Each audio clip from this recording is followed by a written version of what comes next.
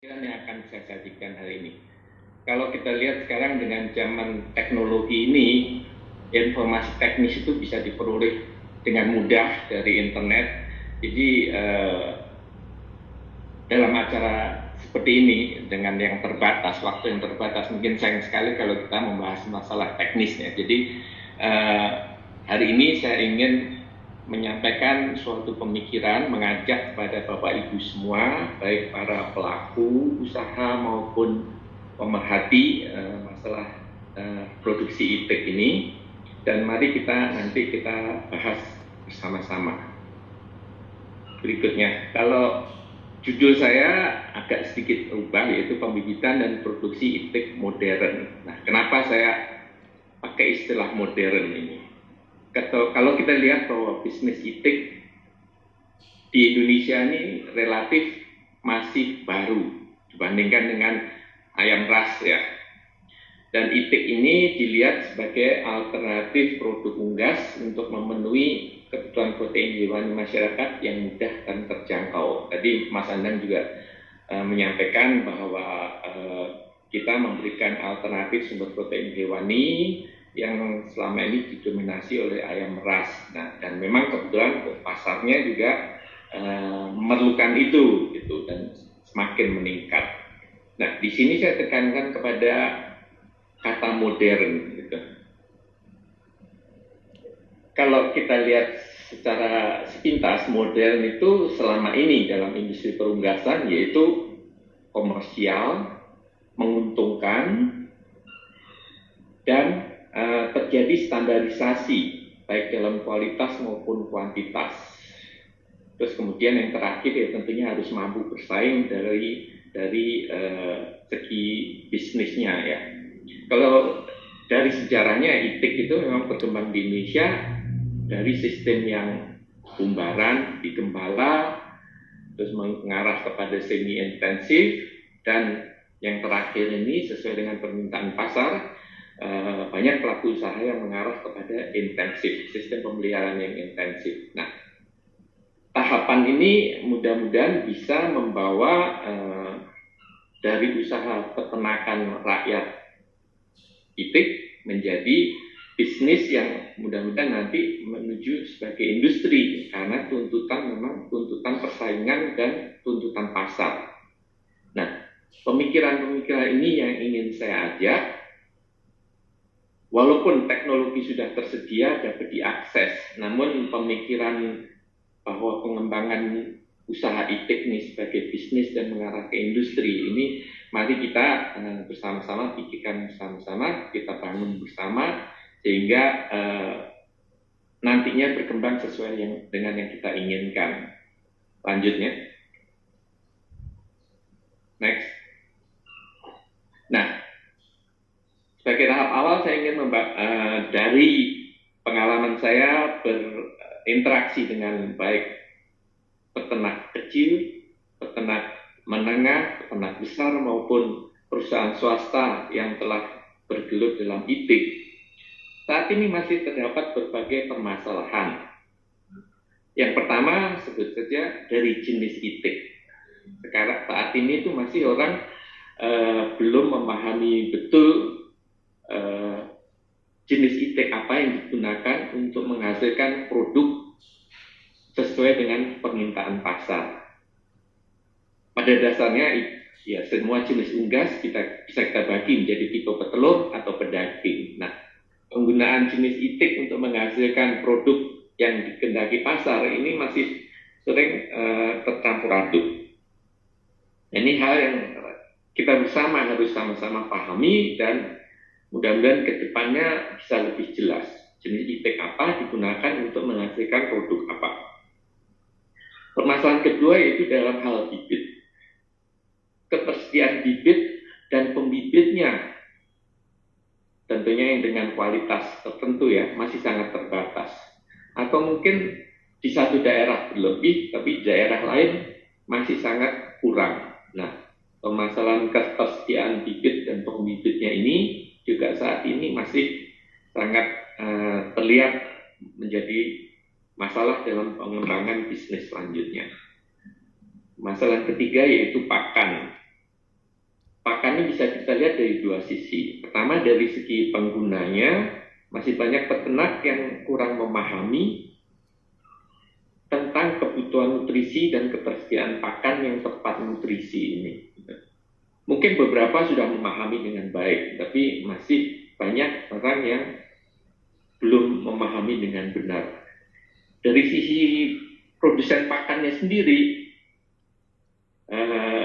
beberapa perusahaan pakan yang menyampaikan bahwa pakan itik ini belum diproduksi dengan rutin atau dengan jumlah besar karena memang permintaannya masih sedikit dan belum stabil. Jadi dari segi produsen pakan sendiri masih belum bisa memproduksi secara rutin, reguler, dan penyebarannya juga belum luas. Jadi ini masih menjadi permasalahan.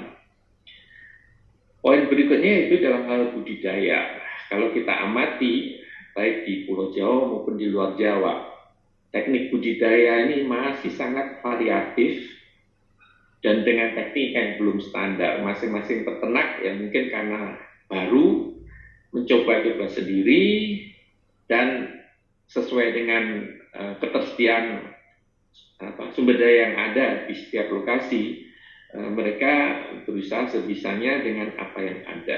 Padahal dari segi teknis, kebutuhan itik, kebutuhan kandang dan sebagainya itu sudah ada, dari hasil penelitian sudah bisa diakses dari berbagai sumber. Nah, ini juga tahap selanjutnya yang perlu segera dibenahi. Nah, yang terakhir yaitu mengenai kualitas, mengenai produk akhir baik daging maupun telur itu belum ada standarisasi kualitasnya. Nah, ini belakangan ini juga sudah mulai menjadi masalah baik dari perusahaan pengolahan maupun sampai masalah ekspor. Nah, standarisasi kualitas ini perlu menjadi perhatian bagi kita semua. Berikutnya, nah dari permasalahan itu pelan-pelan kita secara bertahap kita lihat. Kalau kita lihat rangkaian produksi, mungkin ini secara klise saya rasa semua orang udah tahu ya bahwa proses itu diawali dari bibit, pakan ataupun telur tetas. Nah, tadi permasalahan di bibit, pakan, dan telur tetas ini masih mempunyai berbagai permasalahan. Mungkin di beberapa lokasi sudah nggak masalah, tapi masih sangat terbatas. Pada lokasi tertentu saja ketiga unsur ini bukan masalah, tapi di banyak wilayah masih menjadi masalah. Nah, dari bibit, pakan, ataupun telur tetas menjadi proses budidaya sendiri, atau kalau untuk pembibitan, ya, proses penetasan itu sendiri untuk menghasilkan bibit. Nah, dari sini hasil yang dikeluarkan yaitu daging, telur, ataupun bibit itu sendiri yang menjadi produk akhir dari usaha pembibitan.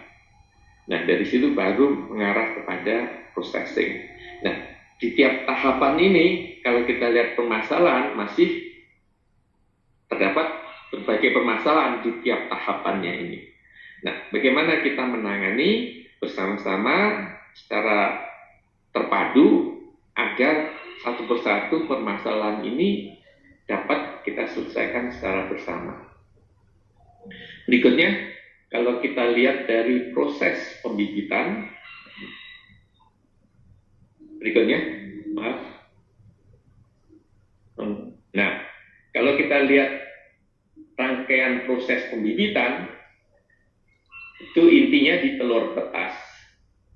Bagaimana memproduksi telur tetas itu sendiri, dan bagaimana mengubah telur tetas itu menjadi anak itik dalam proses penetasan itu sendiri. Dan dalam tiap tahapan ini ada beberapa hal yang perlu kita perhatikan dan masih menjadi masalah. Yang pertama, kualitas induk. Beberapa perusahaan pembibitan sudah mulai memperhatikan dan mengembangkan induk dengan kualitas tertentu. Tapi masih banyak usaha-usaha pembibitan, terutama yang menengah ke bawah, masih belum terlalu peduli pada kualitas induk. Aspek berikutnya teknik budidayanya, teknik budidaya pemeliharaan induk, baik dari pakan dan sebagainya sudah ada. Tinggal mengakses sumber informasinya. Begitu juga pakan. Pakan khusus untuk breeder. Ini informasinya sudah tersedia, tinggal hanya mengakses. Nah, yang terakhir ini yang kelihatannya terakhir tapi seringkali diabaikan, sistem recording bagi induk-induk itu. Untuk menghasilkan bibit dengan standar kualitas tertentu, kita perlu punya sistem recording bagi induk-induknya. Nah, ini yang sering diabaikan, atau kalaupun ada recordingnya tapi data tersebut masih tersimpan di dalam database saja tanpa diolah. Bagaimana tahap selanjutnya untuk memperbaiki kualitas induk. Oke, jadi dalam sistem produksi telur tetas itu sendiri beberapa hal yang perlu kita perhatikan. Nah, tahap berikutnya adalah merubah telur tetas menjadi anak itik. Beberapa proses yang perlu menjadi perhatian yaitu penanganan telurnya sendiri, teknik penetasannya, dan kualitas mesin tetas. Beberapa perusahaan besar sudah mulai menggunakan mesin tetas impor yang dengan kualitas standar yang cukup bagus. Pengenangan telur dan teknik penetasan juga sudah memadai, tapi ini masih sebagian kecil saja yang ini sudah dilakukan. Nah, setelah kita menghasilkan anak itik atau yang kita sebut dengan DOD, selanjutnya pemasaran dan menghasilkan bibit yang memang dibutuhkan oleh pasar. Kalau dulu mungkin 4-5 tahun yang lalu, orang masih kualitas apapun diterima karena memang jumlah masih terbatas. Tapi kalau kita perhatikan 2 tahun terakhir ini, konsumen sudah mulai menentukan syarat atau spek tertentu dari DOD yang mereka beli. Jadi tuntutan kualitas DOD ini juga sudah mulai meningkat. Nah, ini menuntut kembali proses teknis produksinya, sistem produksi telur tetas maupun penetasan dari telur itu menjadi DOD, menjadi aspek-aspek yang perlu menjadi perhatian, baik dari kualitas maupun kuantitasnya yang harus tersedia secara berlanjut. Oke, berikutnya. Nah, tahap berikutnya setelah pembibitan, sistem produksinya sendiri. Ya, tentunya harus ada unit-unit pembibitan, ya, breeding farm tertentu yang dapat mempertahankan kualitas maupun kuantitas dari DOD yang dihasilkan.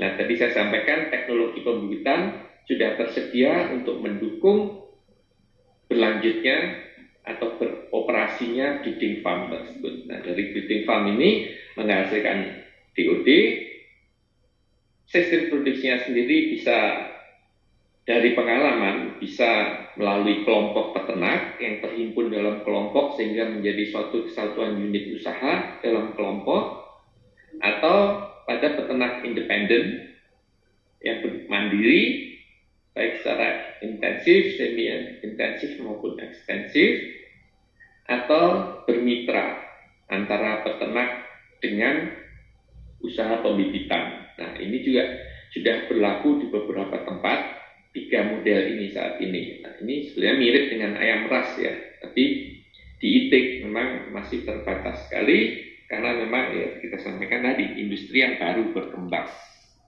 Nah, untuk budidaya sendiri, teknologi budidaya sudah tersedia, mulai dari kepadatan kandang, bentuk kandang, kualitas pakan yang dibutuhkan, jenis pakan untuk tiap tahapan fisiologis juga sudah tersedia, bisa diakses dengan mudah saat ini. Nah, namun dalam pelaksananya ini masih yang saya sampaikan tadi masih sangat variatif dan peternak masih banyak yang melaksanakannya ala kadarnya, jadi belum begitu terarah.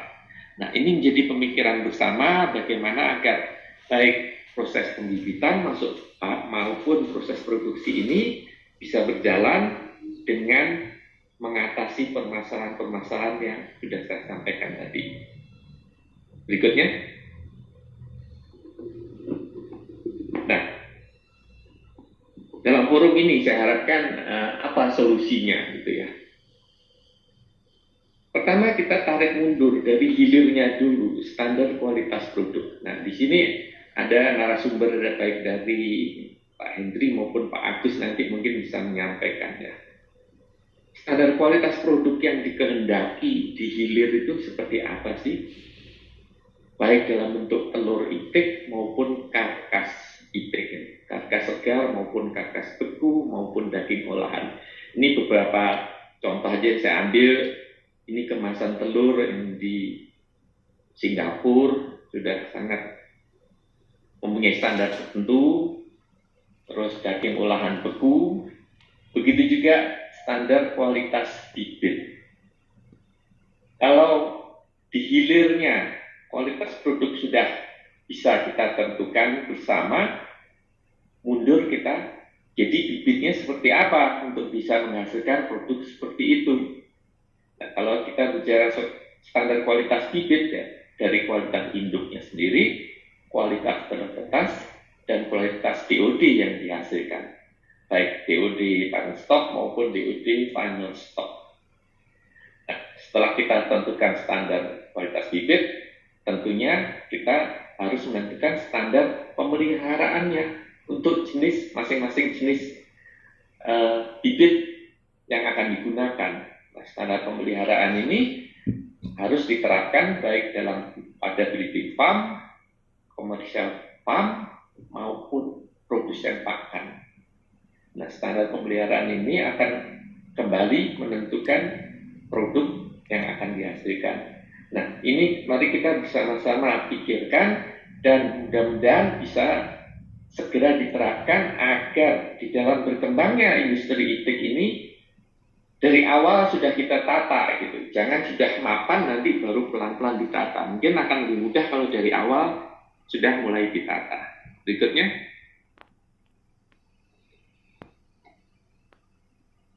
Nah, ini beberapa produk itik olahan ya, yang sudah kita sampaikan. Kuning telur asin yang sudah beku. Ini saat ini sudah diproduksi di Kerawang dan di Blitar, baik untuk pasar dalam negeri maupun ekspor ke Singapura.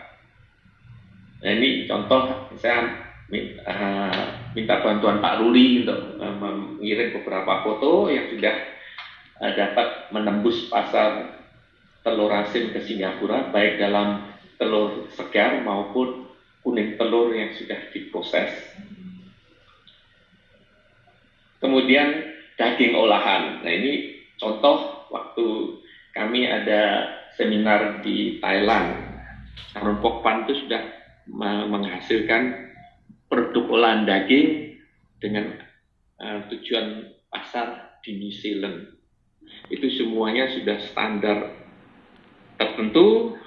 Di Indonesia juga sudah ada. Nah, ini saya ambil contoh dari majalah yang diproduksi oleh BDI Food dengan berbagai produk olahan. Nah, saya ingin menekankan produk olahan daging itik di sini karena apa? Beberapa peternak itik potong sudah mulai mengeluh kesulitan melemparkan produknya dalam bentuk karkas segar. Padahal di pihak lain beberapa restoran mengeluh kekurangan bahan baku. Nah, di sini masalahnya di mana? Kalau saya lihat sebetulnya kebutuhan itu tinggi, tapi orang makan itik itu harus ke restoran. Belum umum bahwa ibu-ibu itu beli daging itik segar dan dibawa pulang ke rumah untuk dimasak sendiri seperti halnya pada ayam.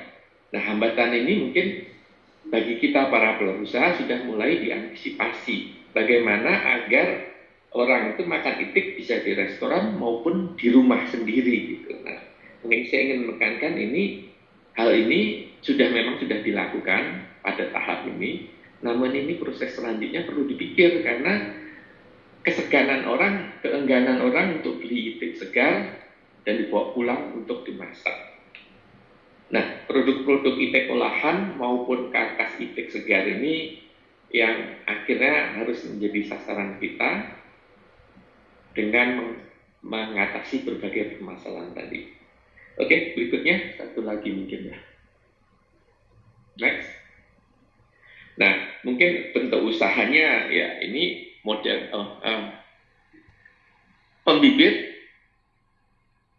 peternak budidaya, pabrik pakan, dan pabrik pengolahan hasil. Nah, ini tentunya harus ada keterkaitan apakah dalam bentuk kontrak kerja usaha antara pelaku atau bagaimana untuk menuju pasar yang sekarang sudah mulai terbentuk. Nah, ini tentu didasari atas ketergantungan satu sama lain. Nah, mungkin pada tahap awal pengembangan industri ini, kalau kita rintis dari awal, keterkaitan ini mungkin akan menentukan ke depannya dengan lebih lancar lagi. Lanjutnya, satu lagi mungkin. Nah, sebagai penutup ya, ini saya ingin mengajak kita bersama membangun industri peritikan ini dari bawah, dari kecil menjadi besar bersama-sama.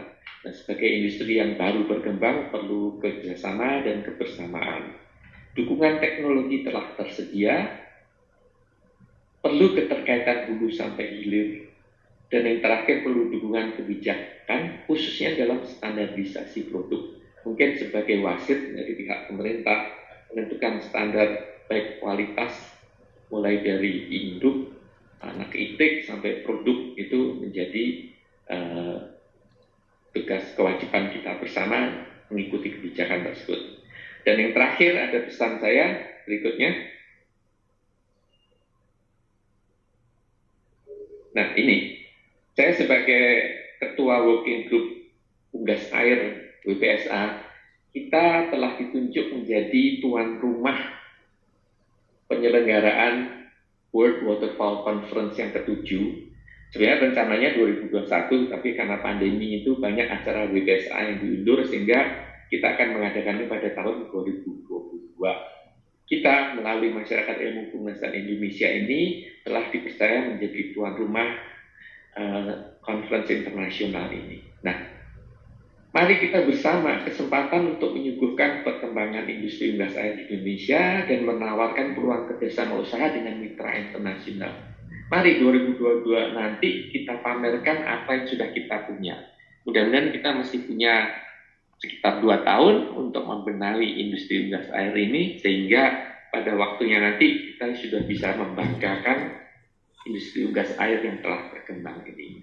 Jadi dalam acara tersebut kita rencananya akan ada forum ilmiah seperti biasanya di antara para peneliti maupun akademisi, kemudian forum bisnis agar para pelaku usaha bisa bertemu, bermitra, mudah-mudahan bisa mengikat kerjasama, dan yang terakhir pasar kuliner, baik antar peserta dalam negeri maupun memamerkan kuliner kita kepada peserta dari luar negeri. Oke, ini ajakan saya. Mari kita bangun bersama industri ini untuk bisa kita banggakan baik dalam negeri maupun internasional. Oke, saya rasa itu yang bisa saya sampaikan. Terakhir, ucapan terima kasih kembali kepada panitia maupun pada peserta webinar ini.